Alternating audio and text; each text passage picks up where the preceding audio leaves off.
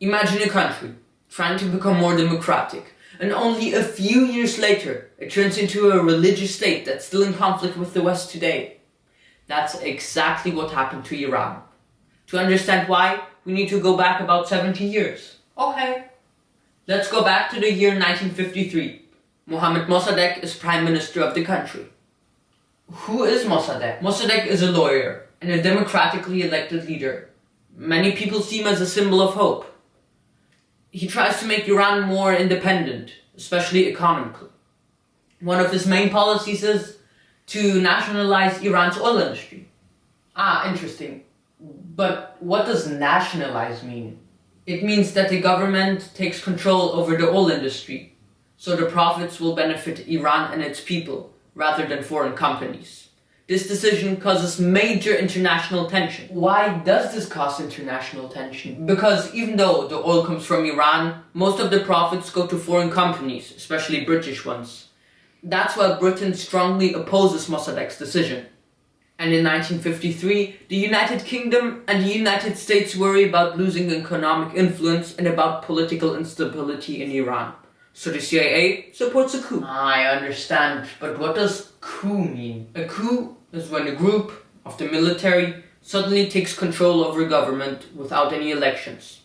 They remove the current leader and take power, often outside normal laws and a democratic process. In this case, Mossadegh was removed. Wow. What happens after that? After the coup, the Shah of Iran, Mohammad Reza Pahlavi, gains much more power and rules the country for many years. He tries to make Iran more modern and powerful.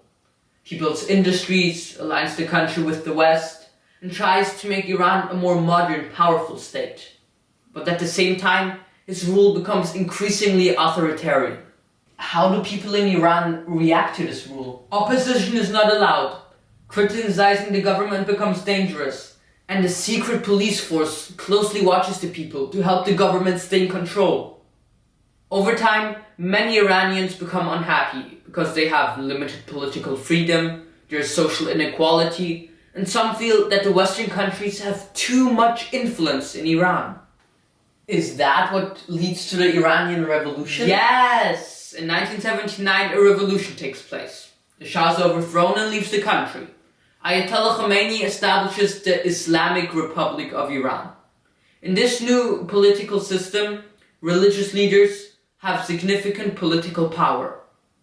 How does the United States react to this new government? Relations between the United States and Iran become very tense. Soon after, war breaks out between Iraq and Iran from 1980 to 1988.